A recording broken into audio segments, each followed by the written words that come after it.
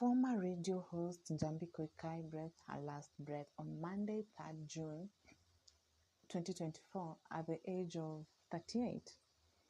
For a long time, Njambi suffered from thoracic endometriosis, a condition in which tissue that normally line the walls of the uterus, the endometrium, grows outside the uterus. At the age of 13, unlike other boys and girls where they go through emotional, social, physical roller coaster, the age where the heart races with excitement as joy, explore, and adventure meet up with self-doubt, and the age where you want to explore, you want to, and let's say it's the age of curiosity, the age where you want to know everything. Is this right? Is this wrong? Should I do this? Should I do that? They always say it's the age where your parents should be, your guardian or parent should be very keen with a teenager. For Njambi, that journey was laden with obstacles. At 17, no doctor could properly diagnose her condition, with pain becoming unbearable. As a result, her lungs, teeth, appendix, even her heart and spine became lacking places for the dreadful condition. Pain was all she knew. As an adult, this is a full body disease that is eating up our organs, she once wrote on the social media pages.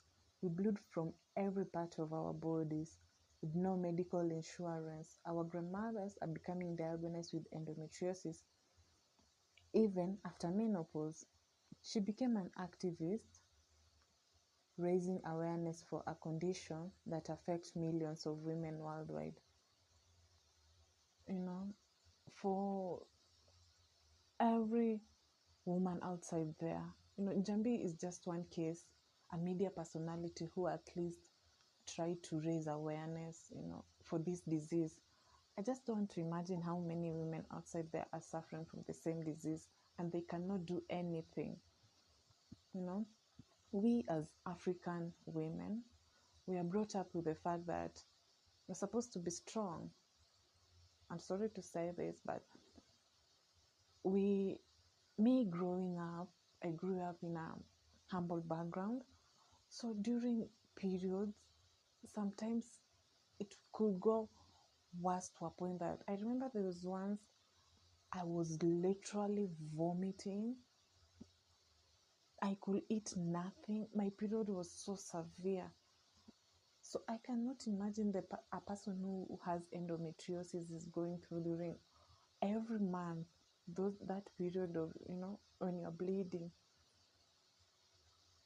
This is something we as a country, as human beings, I really don't know what to do, but let's spread the word, guys. Let's spread the word.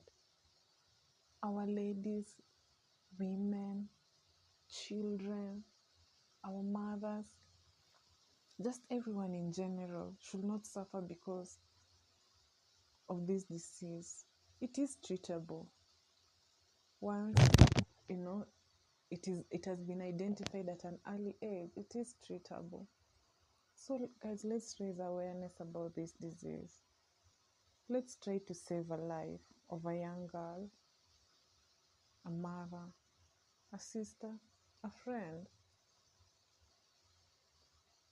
No one deserves to die because of something she did not choose to go through.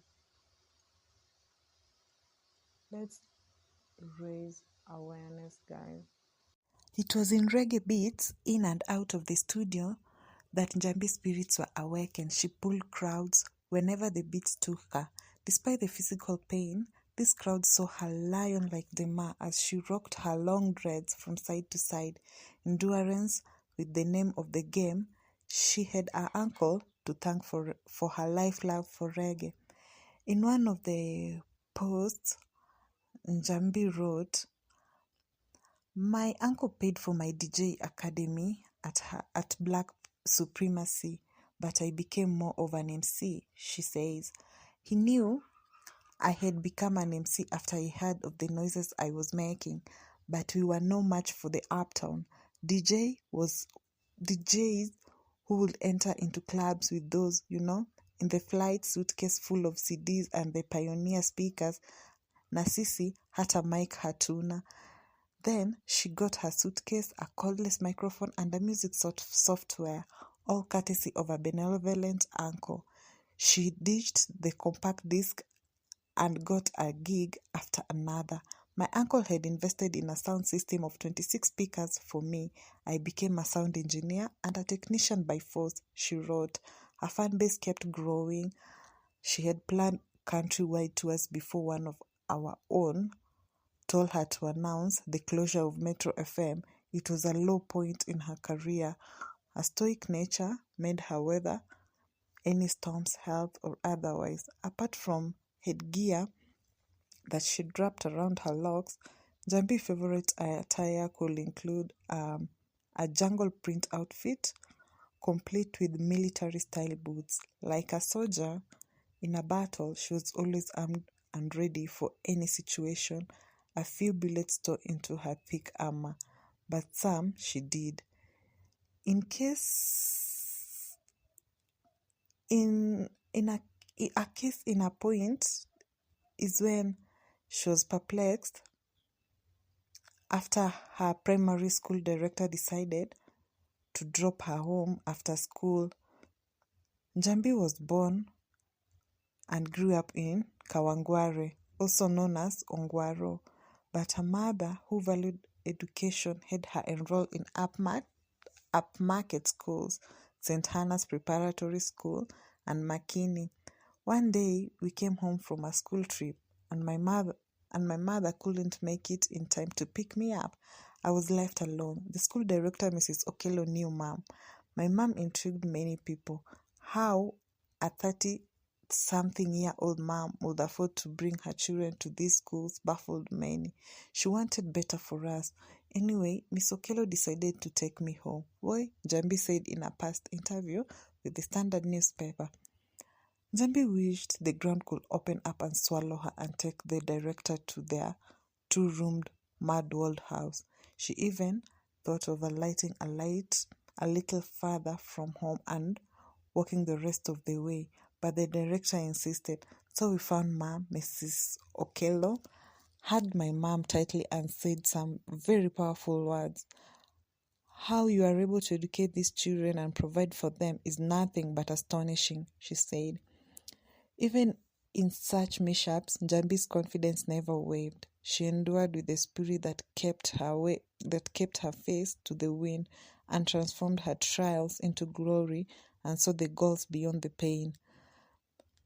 For everyone who, but for Njambi was well known by people in the limelight, mostly content creators, actors. So everyone, according to the way they described Njambi in the funeral, Njambi was a go-getter. She once vied for a seat, but she failed. But that just shows how she was ready to fight for this endometriosis. And despite the fact that everything she went through to fight for the endometriosis, the government should step up and fight this disease. In one of her posts addressing President William Ruto, Njambi wrote, "This is a sincere and heartfelt call of help to a few Kenyan leaders. But allow me to address this to President William Ruto first as he makes his state visit to the US. Mr. President, one of the thematic areas in your visit is investment in health. Atlanta, Georgia is a dream for every young girl and woman who has ever battled this horrific disease called endometriosis. Therein lies a certain dedicated to restoring the lives of young girls and women who are crippled by this disease. There, at Center for the Care. I think so. Endometriosis is a tissue similar to the lining of the uterus growing on other organs. In simple terms, ni wakati tunapopata hedhi ama periods, she shed the lining of the uterus. Unfortunately, with endometriosis, that lining grows on other parts of the body. In my case, that lining grew on my lungs, causing my lungs to collapse every month and countless number of surgeries. It took me 17 years to get diagnosis. The damage caused due to late diagnosis and lack of treatment in our country. After fundraising for special treatment, and extent of the disease had spread to my teeth, heart, appendix, and affected my spine, causing my organ to shift to the left. The adverse effect of endometriosis and endometriosis cause infertility. 1 in 10 women are battling endometriosis worldwide. The numbers are staggering due to our tradition and taboos. Young girls and women are ashamed to believe that period pain is normal. As you commence your state visit tomorrow to the US, I'd like to kindly add a few visits that will help the million of Kenyan women battling in silence. Please pay the Center for Endometriosis Care and the Northside Hospital Women's Unit and the directorship of Ken Sinea, Dr. Goldman, the damaged Dr. Goldman, the multidisciplinary unit that help to treat women from all over the world. Senator at Elizabeth Warren has been at the forefront in fighting for more funding allocation, research, access to treatment and insurance, as well as raising awareness among her colleagues. This was a post she posted on May 20th, 2024, just few months before her death. Like, I don't know how to say this. Most of the people felt sorry for Njambi. Most of the people came to also address the issue. But this is a disease which is still, which our ladies, our mothers, our sisters, our girlfriends are still battling. So, you as a man, you as a lady, you just as a human being, this is the time to raise this awareness. Let's try as much as we can so that our leaders, everyone who's, everyone who has a right, because we pay taxes, guys. We honestly pay taxes for such things. So the leaders that we chose, everyone who has, whom we voted for, nominated, it is your right to come and hear how women are suffering outside here. Njambi was just one case, a media personality, So let's imagine this is a media personality going through all this after all the surgeries. What about that person who was born with the disease and isn't able to access the medical treatment? Hospitals have become too expensive. Insurance are too expensive. Like literally, hospitals nowadays have become only the rich can afford. Sorry to say this. But literally everything is becoming too expensive. Even the medical treatment. You go to the hospital, it's just a simple, consultation, or you just felt like something is wrong, or I don't know. Then at the end of the day, you are told, you are NHIF, or I don't know, your SHA is not working. Guys, this is someone who you've been saving every month. Let's say you've been saving a minimum for 500 every month. 500 is not an easy money for someone who is not working, or for someone who is going, a border person, someone, mama mboga. 500 is a lot. You can imagine for a mama mboga how much 500 it is to her. So you've literally denied your family, let's say, to eat meat, or you've just decided, this 500 of today, I'm gonna put it in my SHA, in my NHIF. Then at the end of the day, you get fall sick, or any member of your family fall sick, thinking you're covered by NHIF or SHA, shock on you. You reach there after the treatment, you are told, SHA is not working, NHIF is not working. Guys, I don't know who is going to hear this, but sometimes I really hope one of our leaders up there should hear this. We humble Kenyans are suffering, and it is time. It is time as youths, it is time as parents, it is time for the government to hear our story, for the government to hear our pain. We are literally not going to suffer every day because of something we did not choose. We did not choose to be born with endometriosis. We did not choose to have a headache. We did not choose to have something that we did not choose to be sick. And it is your responsibility as a leader. It is your responsibility as someone we voted for to take care of our needs.